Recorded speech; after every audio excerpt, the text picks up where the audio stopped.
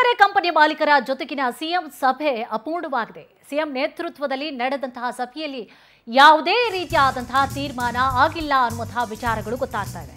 ಸತತವಾಗಿ 2 ಗಂಟೆಗಳಿಂದಲೂ ಕೂಡ ಆದಂತಹ ಮೀಟಿಂಗ್ ಏನಾಗಿದೆ ಅಪೂರ್ಣವಾಗಿದೆ.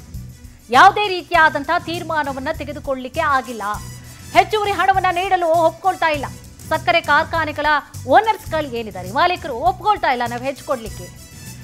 ಸಕ್ಕರೆ ಕಾರ್ಖಾನೆಗಳ ಮಾಲೀಕರಲ್ಲಿ ಇನ್ನೂ ಕೂಡ ಒಮ್ಮತ ಮೂಡ್ತಾ ಇಲ್ಲ. ರೈತ ಮುಖಂಡರ ಜೊತೆಗಿನ ಸಭೆ ಬಳಿಕವಾಗಿ ಮತ್ತೆ ಮಾಲೀಕರ ಜೊತೆಯಲ್ಲಿ ಸಭೆಯನ್ನ ಮಾಡಲಿದ್ದಾರೆ ಸಿಎಂ ಸಿದ್ದರಾಮಯ್ಯ ಅವರು. ಮಾಲೀಕರು ಒಟ್ಟಾಗಿ ಚರ್ಚಿಸಿ ಒಂದು ನಿರ್ಧಾರವನ್ನ ತಿಳಿಸಿ ಅಂತ ಹೇಳಿದ್ದಾರೆ ಸಿಎಂ. ಹೀಗಾಗಿ ರೈತ ಮುಖಂಡರ ಜೊತೆಯಲ್ಲಿ ಸಭೆಯನ್ನ ಕೂಡ ಈಗಾಗಲೇ ಸಿಎಂ ಸಿದ್ದರಾಮಯ್ಯ ಅವರು ಮಾಡ್ತಿದ್ದಾರೆ. ಈಗ ಒಂದು ರೀತಿ ಅಡ್ಗೋಡೆ ಮೇಲೆ ದೀಪ ಇಟ್ಟಂಗೆ ಆಗಿಬಿಟ್ಟಿದೆ. ಈ ಕಡೆನೂ ಇಲ್ಲ ಆ ಕಡೆನೂ ಇಲ್ಲ. ಈಗ ನುಂಗೋ ಹಾಗೂ ಇಲ್ಲ, ಉಗ್ಳೋ ಹಾಗೂ ಇಲ್ಲ. ಸರ್ಕಾರದ ಪರಿಸ್ಥಿತಿ ಹಿಂಗಾಗಿದೆ. ಏನ್ ಮಾಡೋದು? ಇವ್ರು ಹೇಳಿದ್ರೆ ಇವರು ಕೇಳ್ತಾ ಇಲ್ಲ, ಅವ್ರು ಹೇಳಿದ್ರೆ ಅವರು ಕೇಳ್ತಾ ಇಲ್ಲ. ಅವರು ಅವ್ರ ಪ್ರಾಬ್ಲಮ್ಸ್ ಅನ್ನ ಹೇಳ್ತಾ ಇದ್ದಾರೆ, ಇವ್ರ ಪ್ರಾಬ್ಲಮ್ಸ್ ಅನ್ನ ಹೇಳ್ತಾ ಇದ್ದಾರೆ. ಸೊ ಈಗೇನು ಅವ್ರು 3,500 ಅಂತ ಕೂತಿದ್ದಾರೆ, ಇವ್ರು ಕೊಡ್ಲಿಕ್ಕೆ ರೆಡಿ ಇಲ್ಲ ಅನ್ನುವಂತಹ ವಿಚಾರಗಳು ಈಗಾಗಲೇ ಸತತವಾಗಿ 2 ಗಂಟೆಗಳಿಂದಲೂ ಕೂಡ ಸಿಎಂ ಸಿದ್ದರಾಮಯ್ಯ ಅವರು ಓನರ್ಸ್ ಜೊತೆಯಲ್ಲಿ ಸಕ್ಕರೆ ಕಾರ್ಖಾನೆಯ ಓನರ್ಸ್ಗಳ ಜೊತೆಯಲ್ಲಿ ಮೀಟಿಂಗ್ ಅನ್ನ ಮಾಡಿದ್ರು. ಆ ಮೀಟಿಂಗ್ ಅಪೂರ್ಣವಾಗಿದೆ. ಯಾವುದೇ ರೀತಿಯಾದಂತಹ ತೀರ್ಮಾನವನ್ನ ಈ ಒಂದು ಮೀಟಿಂಗ್ ನಲ್ಲಿ ಮಾಡಲಾಗಿಲ್ಲ. ಹೆಚ್ಚುವರಿ ಹಣವನ್ನ ನೀಡಲಿಕ್ಕೆ ಸಕ್ಕರೆಯ ಕಾರ್ಖಾನೆಗಳ ಮಾಲೀಕರು ಒಪ್ಕೊಳ್ತಾ ಇಲ್ಲ. ಸಕ್ಕರೆ ಕಾರ್ಖಾನೆಗಳ ಮಾಲೀಕರಲ್ಲಿ ಇನ್ನೂ ಕೂಡ ಒಮ್ಮತ ಮೂಡ್ತಾ ಇಲ್ಲ. ರೈತ ಮುಖಂಡರ ಜೊತೆಗಿನ ಸಭೆಯ ಬಳಿಕವಾಗಿ ಮತ್ತೆ ಮಾಲೀಕರ ಜೊತೆಯಲ್ಲಿ ಸಭೆಯನ್ನು ಕೂಡ ಮಾಡಿದ್ದಾರೆ. ಮತ್ತೆ ಈಗ ಇನ್ನೊಂದು ರೌಂಡ್ ಮುಖಂಡರ ಜೊತೆಯಲ್ಲಿ ಸಭೆ ಆಗುತ್ತೆ. ಸಭೆಯ ಬಳಿಕವಾಗಿ ಮತ್ತೆ ಓನರ್ಸ್ಗಳ ಜೊತೆ ಮೀಟಿಂಗ್ ಅನ್ನ ಕೂಡ ಮಾಡಲಿದ್ದಾರೆ. ಈ ರೀತಿಯಾಗಿ ರೈತರು ಹೇಳ್ತಾ ಇದ್ದಾರೆ, ನೀವು ಹಿಂಗೆ ಹೇಳ್ತಾ ಇದ್ದೀರಿ. ಇಬ್ಬರಿಗೂ ಕೂಡ ಮಾಹಿತಿಗಳನ್ನ ತಿಳಿಸ್ಬೇಕಲ್ವಾ, ಏನಾಗ್ತಾ ಇದೆ ವಿಚಾರಗಳನ್ನ ಇಬ್ಬರಿಗೂ ಕೂಡ ತಿಳಿಸ್ಬೇಕು.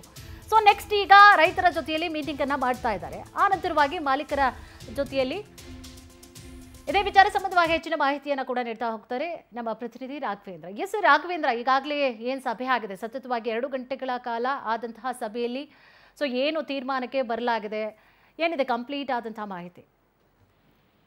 ಕುಸುಮ, 2 ಗಂಟೆ ಆದ್ರೂ ಅಷ್ಟೇ 3 ಗಂಟೆ ಆದ್ರೂ ಅಷ್ಟೇ ಯಾವುದೇ ರೀತಿಯ ಒಮ್ಮತದ ನಿರ್ಧಾರಕ್ಕೆ ಬರೋದಕ್ಕೆ ಸಾಧ್ಯವಾಗ್ತಾ ಇಲ್ಲ. ಈಗ ಸಿಎಂ ಅವರ ಜೊತೆ ಸಕ್ಕರೆ ಕಂಪನಿಯ ಮಾಲೀಕರು ಏನ್ ಸಭೆಯನ್ನ ಮಾಡಿದ್ರು, ಆ ಸಭೆಯಲ್ಲಿ ಯಾವುದೇ ರೀತಿಯ ತೀರ್ಮಾನವನ್ನ ಕೈಗೊಳ್ಳೋದಕ್ಕೆ ಆಗಿಲ್ಲ. ಖಂಡಿತವಾಗಿ ಸಕ್ಕರೆ ಕಂಪನಿಯ ಮಾಲೀಕರು ಯಾವುದೇ ಕಾರಣಕ್ಕೂ ಸಹ 3,500 ರೂಪಾಯಿ ಬೆಲೆ ಏರಿಕೆಯನ್ನ ನಾವು ಮಾಡೋದಕ್ಕೆ ಆಗೋದಿಲ್ಲ. ಕಂಪ್ನಿಗಳು ಸಾಕಷ್ಟು ನಷ್ಟದಲ್ಲಿ ನಡೀತಾ ಇದಾವೆ. ಹಣಕಾಸಿನ ತೊಂದರೆ ಸಹ ಸಾಕಷ್ಟು ಕಂಪ್ನಿಗಳಿಗೆ ಉದ್ಭವಿಸಿದೆ. ಈ ನಿಟ್ಟಿನಲ್ಲಿ ನೀವು ಹೇಳುವಂತಹ ರೇಟ್ ಅನ್ನ ನಾವು ಕೊಡೋದಕ್ಕೆ ಆಗೋದಿಲ್ಲ ಅಂತ ಹೇಳ್ಬಿಟ್ಟು ಕಡ್ಡಿ ತುಂಡಾದಂಗೆ ಮಾತಾಡಿರ್ತಕ್ಕಂಥದ್ದು. ಈ ವೇಳೆ ಸಿಎಂ ಅವರು ಸಹ ಸಾಕಷ್ಟು ಮನವಿಯನ್ನ ಮಾಡಿದ್ದಾರೆ. ಜೊತೆಗೆ ನೀವು ಚರ್ಚಿಸಿ ಮತ್ತೆ ಇನ್ನೊಂದ್ಸರಿ ರೈತರ ಜೊತೆ ಸಭೆಯನ್ನ ಮಾಡ್ತೀನಿ, ಸಭೆಯನ್ನ ಮಾಡಿ ಅವರ ಒಪಿನಿಯನ್ ಸಹ ಕೇಳ್ತೀನಿ, ನಿಮ್ಮ ಒಪಿನಿಯನ್ ಸಹ ರೈತರಿಗೆ ನಾನು ತಿಳಿಸ್ತೀನಿ, ನಂತರ ಮತ್ತೆ ಪುನಃ ಬನ್ನಿ ಅಂತ ಹೇಳ್ಬಿಟ್ಟು ಅವ್ರಿಗೆ ಹೇಳ್ತಕ್ಕಂಥದ್ದು. ಹೀಗಾಗಿ ಸಕ್ಕರೆ ಕಂಪನಿ ಮಾಲೀಕರು ಮತ್ತೆ ಸಿಎಂ ಅವರ ನಡುವೆ ನಡೆದಂತಹ ಸಭೆ ಈಗ ವಿಫಲವಾಗಿರ್ತಕ್ಕಂಥದ್ದು ಮೊದಲ ಹಂತದಲ್ಲಿ. ಈಗ 2ನೇ ಹಂತದಲ್ಲಿ ಮತ್ತೆ ಸಭೆ ಆರಂಭ ಆಗುತ್ತೆ. ಈಗ ರೈತರ ಮುಖಂಡರ ಜೊತೆಗೆ ಮತ್ತೆ ಜಿಲ್ಲಾಧಿಕಾರಿಗಳ ಜೊತೆ ಸಭೆಯನ್ನ ಸಿಎಂ ಅವರು ಮಾಡ್ತಾ ಇದ್ದಾರೆ. ಯಾಕಂದ್ರೆ ಈಗಾಗಲೇ ಕಬ್ಬು ಬೆಳೆಗಾರರು ಸಾಕಷ್ಟು ರೊಚ್ಚಿಗೆದ್ದಿರ್ತಕ್ಕಂಥದ್ದು, ಈಗಾಗಲೇ ದೊಡ್ಡ ಮಟ್ಟದಲ್ಲಿ ಪ್ರತಿಭಟನೆಯನ್ನು ಮತ್ತೆ ತೀವ್ರಗೊಳಿಸಿರ್ತಕ್ಕಂಥದ್ದು. ಈ ಎಲ್ಲಾ ಮಾಹಿತಿಯನ್ನು ಸಹ ಸಿಎಂ ಅವರು ಇದೀಗ ಪಡೆದಿರ್ತಕ್ಕಂಥದ್ದು. ಇದೀಗ ರೈತ ಮುಖಂಡರ ಜೊತೆ ಸಿಎಂ ಅವರು ಸಭೆಯನ್ನ ಮಾಡ್ತಾ ಇದ್ದಾರೆ.